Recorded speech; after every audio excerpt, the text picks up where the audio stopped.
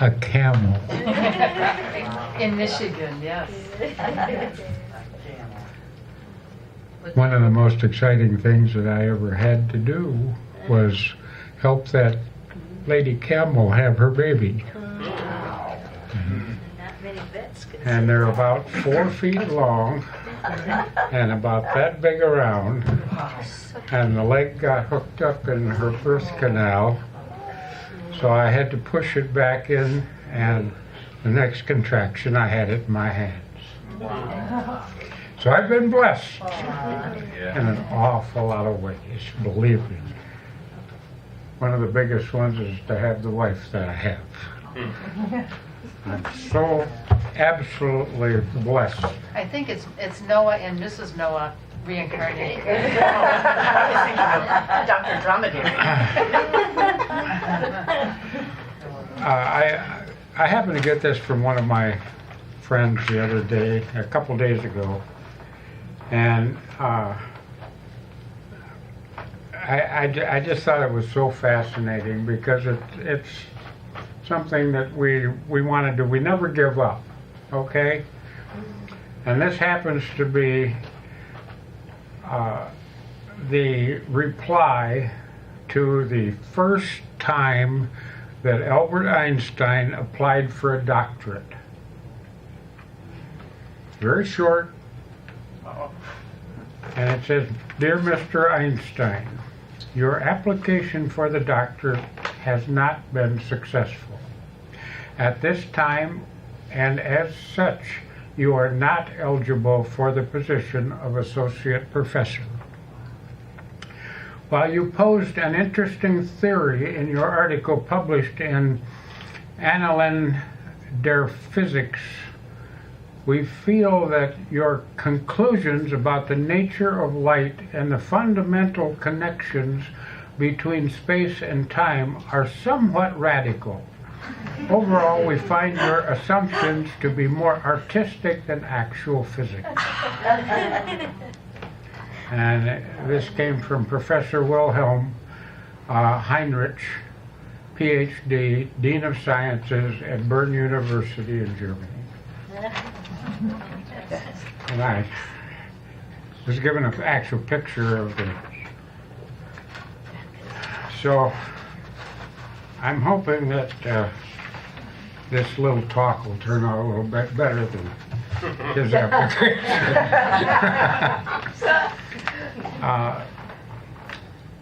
The definition given by Webster's Dictionary, can everybody hear me okay? Yes. Okay, the definition of prosperity given by Webster's Dictionary is just actually 4 words. 2 of them go together. The first 2 are good fortune. Second one is wealth, and the other was is success. It doesn't say anything about adding on to those or putting them together or anything. And so I went to the lesson number 97 that Hamid Bey wrote on prosperity, and his interpretation of prosperity is that it is normal. It comes about by steady growth. It is an evolutionary process. Problems emerge when we focus on money being the measure of our success, good fortune, and wealth. What we lose track of is that we will always have plenty of what we need when we are successful in what we do and appreciate the good fortunes, peace, and contentment that the success provides. For us, money can only provide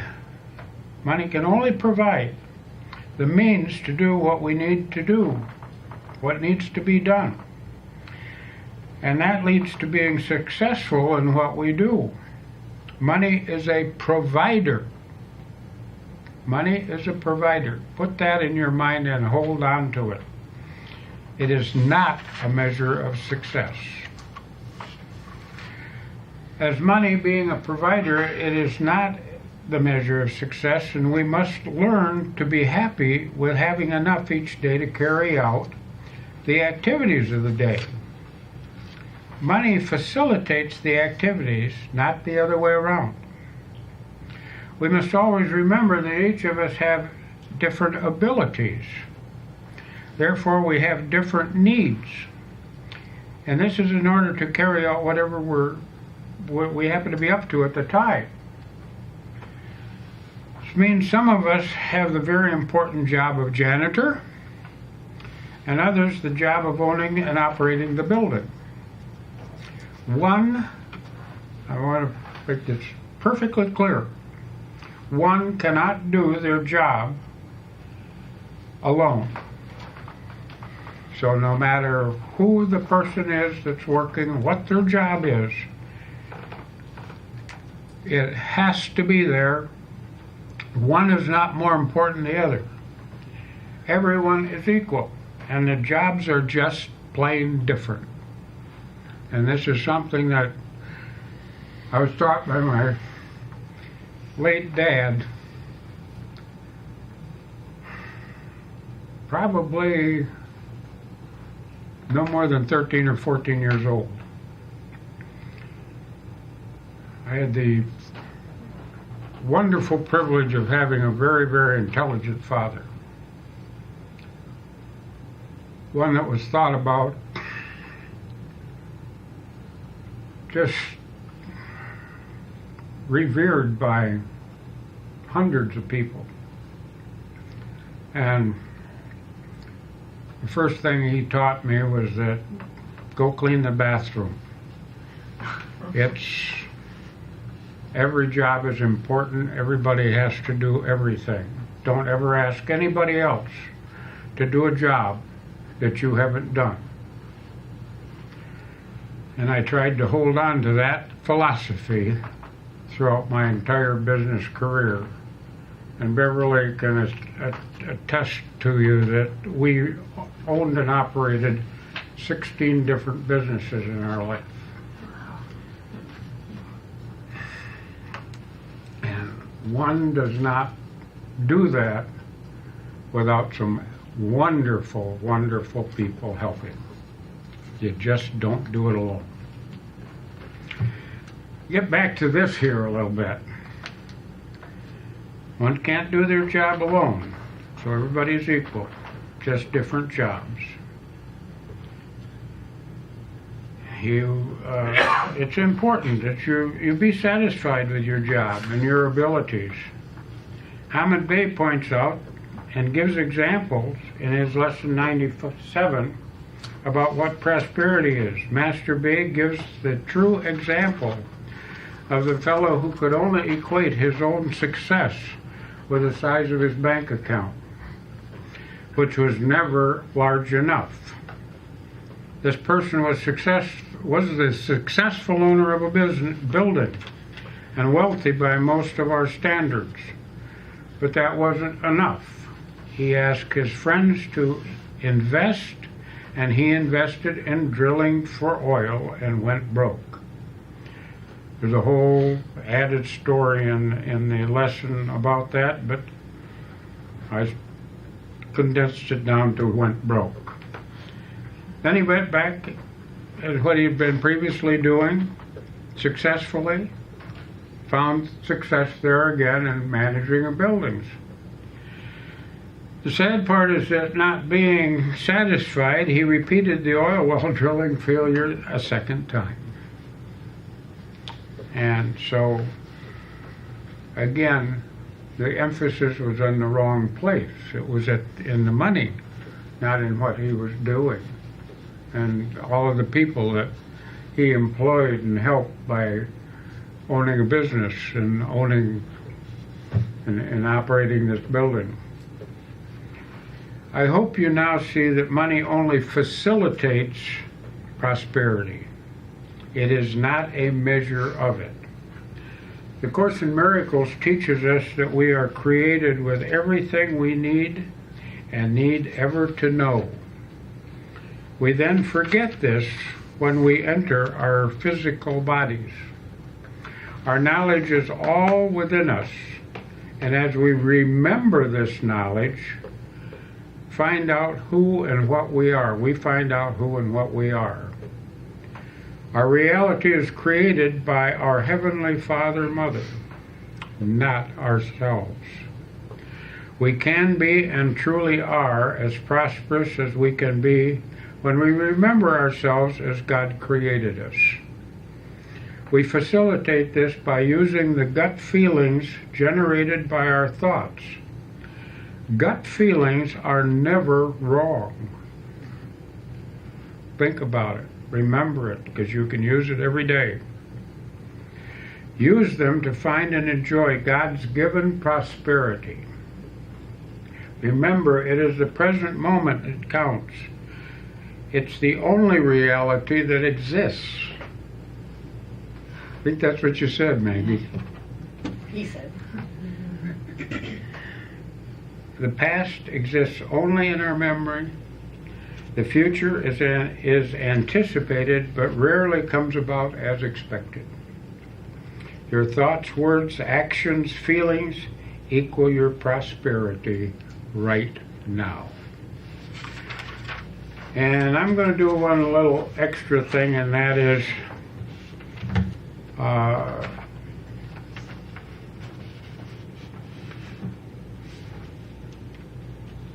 I'd just like to try to, well, a couple things. I'd like to try to give you an example of retirement. Something to think about in retirement. We have a world,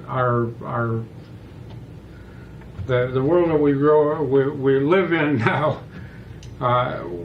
Prepare for retirement. Prepare for retirement. Prepare for retirement.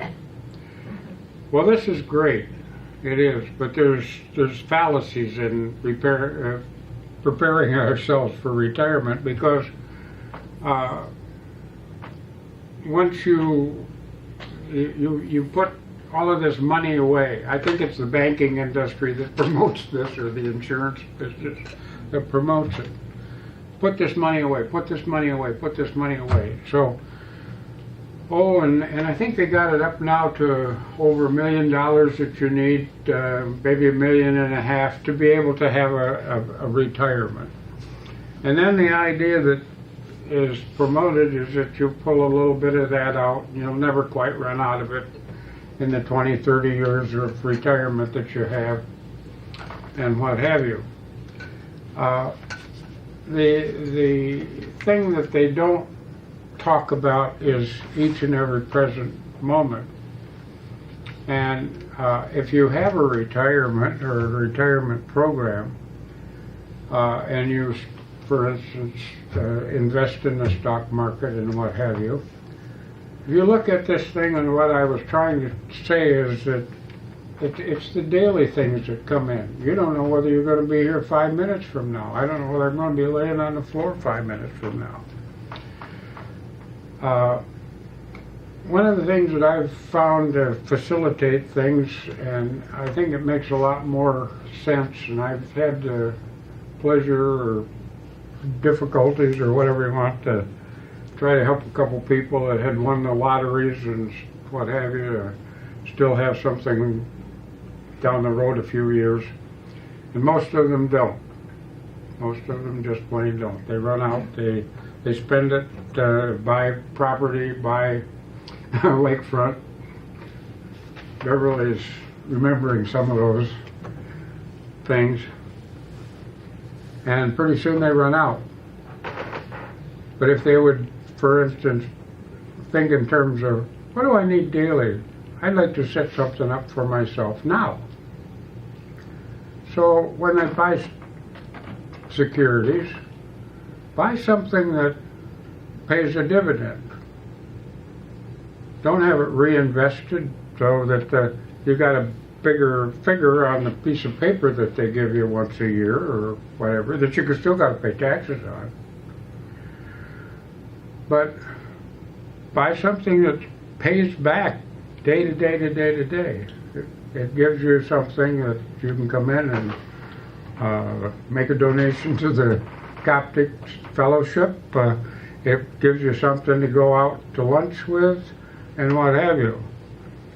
And there's programs out there that if you would just think about them and do them and what have you, you could have a income. If you got that, for instance, if you got that $1 million that you got, most dividends pay in the neighborhood of 3 to 5%.